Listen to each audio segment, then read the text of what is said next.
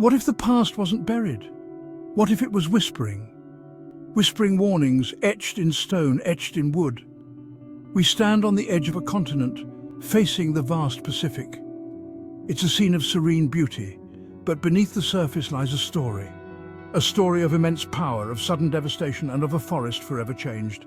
This is the story of Cascadia's ghost forest.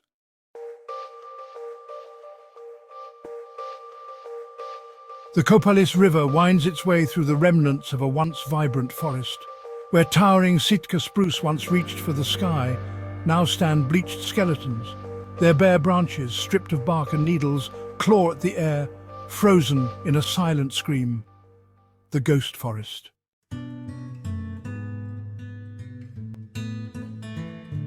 The year is 1700. The dawn breaks over the Pacific Northwest, painting the sky in hues of rose and gold. It's a scene of tranquility, of untouched beauty. Birdsong fills the air.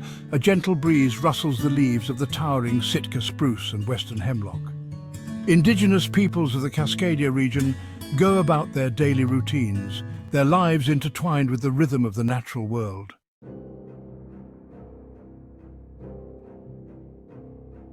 The earth lurches, a sudden violent tremor that sends shockwaves through the forest. The ground, once solid and unyielding, now moves like a restless ocean, waves of energy rippling through the soil and rock. The forest floor, covered in a thick carpet of leaves and underbrush, quakes and shudders as if trying to shake off an invisible burden.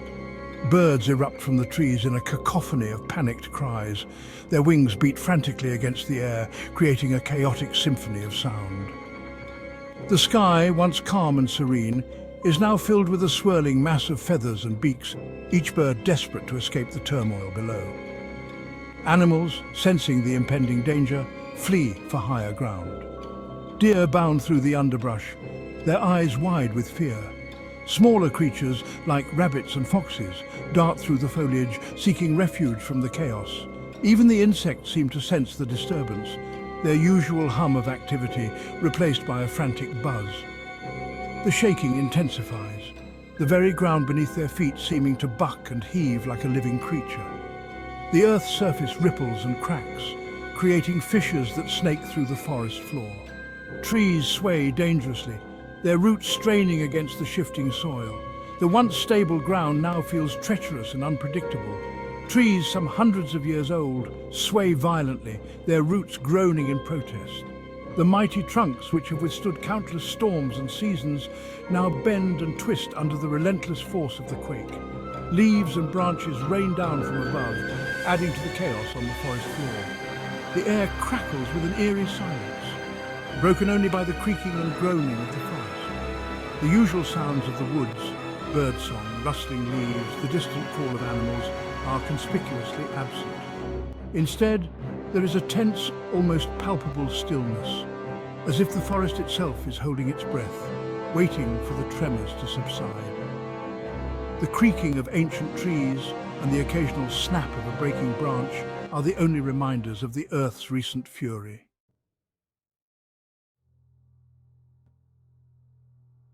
Out at sea, the ocean floor has been violently displaced, sending shockwaves rippling across the Pacific. The water recedes from the shore, a vast expanse of seabed exposed, glistening in the sunlight. Sea creatures, caught in the sudden drainage, struggle for survival, their world turned upside down. But this retreat is merely a prelude to a catastrophic return.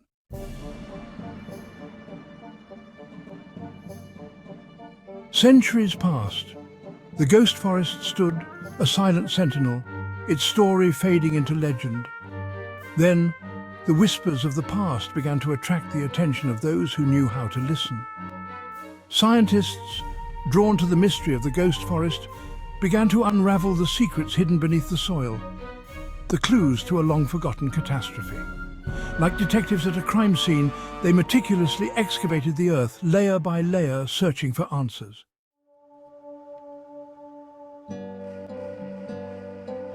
Trees, silent witnesses to the passage of time, record their history in the concentric rings that mark their growth. Each ring represents a year of life, a testament to the changing seasons, the abundance or scarcity of rain, the health and vitality of the tree. And in the case of the ghost forest, a chilling record of sudden and catastrophic change. Dendrochronology, the study of tree rings, became a vital tool in unraveling the mystery of the ghost forest.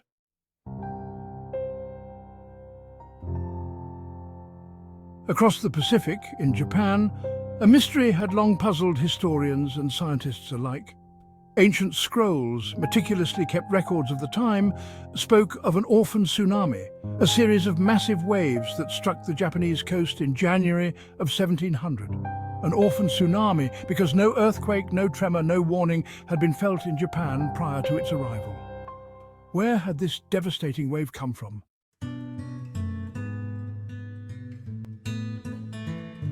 On the other side of the Pacific, the island nation of Japan thrived.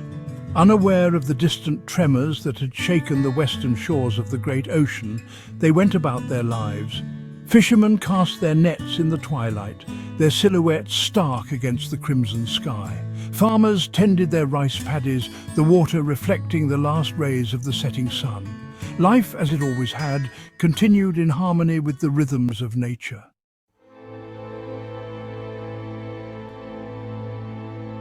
When the waters receded, they left behind a scene of utter devastation. Homes, temples, entire villages were reduced to rubble. The scent of salt and decay hung heavy in the air, a grim reminder of the sea's fury. Survivors, stunned and grieving, emerged from the wreckage, their lives forever altered by the disaster. But amidst the grief and despair, a question arose. What had caused this catastrophic wave?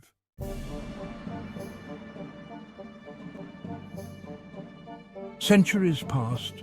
The orphan tsunami, a terrifying tale passed down through generations, gradually faded into legend. Then, with the advent of modern science and the development of sophisticated tools for analyzing the past, the mystery began to unravel.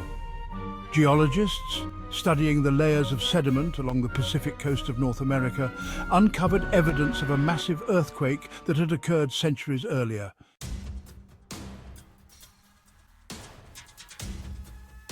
Off the coast of the Pacific Northwest, hidden beneath the waves, lies a geological time bomb, the Cascadia Subduction Zone. This 600-mile fault line marks the meeting point of two massive tectonic plates, the Juan de Fuca plate, relentlessly pushing eastward, and the North American plate resisting its advance. It's a slow-motion collision, a tectonic standoff that has been building pressure for millennia.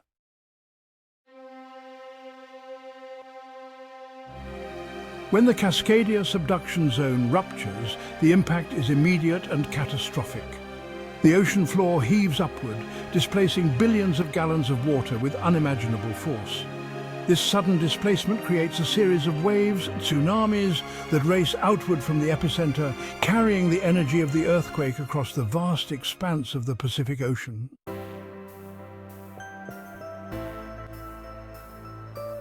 The ghost forest, a haunting testament to the devastating power of the Cascadia Subduction Zone, stands as a silent witness to the cataclysmic events that have shaped our world. These skeletal remains of once thriving trees tell a story of sudden and violent upheaval. A story that is etched into the very fabric of the earth. This eerie landscape serves as a stark reminder that the past is not merely history, it's a prologue. The land has shifted, the waters have risen, and the echoes of these ancient disasters still reverberate through time, warning us of the potential for future calamities. The question isn't if the earth will shake again, or if the sea will rise once more.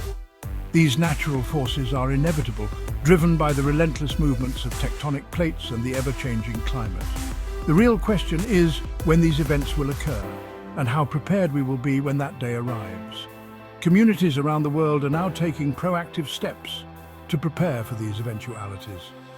Emergency kits are being assembled, earthquake drills are being conducted, and awareness campaigns are educating the public on the importance of readiness. The goal is to minimize the impact of these natural disasters and to save lives. Thankfully, we are no longer a people oblivious to the whispers of the past. Through the diligent work of archaeologists and researchers, we have uncovered invaluable insights into the patterns of these catastrophic events. By studying tree rings, sediment layers, and ancient ruins, we have pieced together a timeline of past occurrences.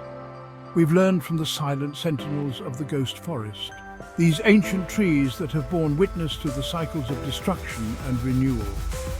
Scientists meticulously take samples from their trunks, analyzing the data to predict future events and to understand the magnitude of past ones. And we are taking action. Communities are building earthquake-resistant structures, retrofitting older buildings, and implementing strict building codes to ensure safety.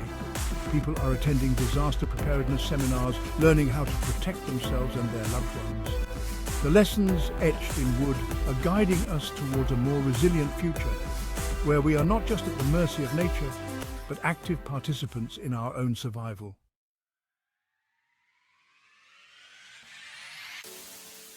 On the lands of the Shoalwater Bay tribe, a symbol of resilience rises from the landscape. This land, rich in history and culture, has seen generations of the tribe thrive and adapt to the ever-changing environment. The Shoalwater Bay tribe has always been deeply connected to their surroundings, drawing strength and wisdom from the land and sea. A towering structure built entirely of steel and concrete, designed to withstand the full fury of a Cascadia tsunami. This engineering marvel stands tall against the backdrop of the Pacific Ocean, a sentinel watching over the community. It is a product of meticulous planning and advanced engineering, created to offer a safe haven in times of crisis. This is not a monument to fear, but a testament to the indomitable spirit of a people determined to survive. The Shoalwater Bay tribe has faced numerous challenges throughout history, and this tower is a reflection of their enduring resilience. It symbolizes their commitment to protecting their community and preserving their way of life for future generations. The Shoalwater Bay tribe's tsunami evacuation tower, capable of sheltering thousands on its upper platforms, stands as a beacon of hope. It is designed to provide refuge and safety, ensuring that the tribe can weather even the most devastating natural disasters. The tower's upper platforms are equipped with essential supplies and resources, ready to support the community in times of need, a tangible reminder that even in the face of unimaginable forces, human ingenuity and determination can prevail. This structure is a testament to the power of human innovation and the unyielding spirit of the Shoalwater Bay tribe. It stands as a symbol of hope and resilience, a reminder that with preparation and unity, we can overcome any challenge nature throws our way.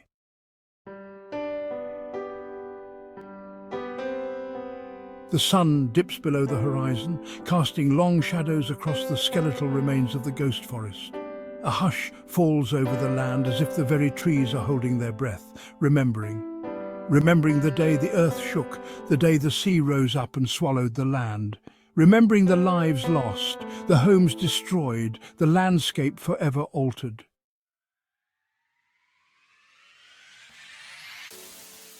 Out of the ashes of disaster, a new future is being forged. Coastal communities, once devastated by the power of the Cascadia Subduction Zone, are rising again, stronger and more resilient than ever before. The lessons learned from the ghost forest are etched into the very fabric of these communities, shaping their architecture, their infrastructure, and their way of life.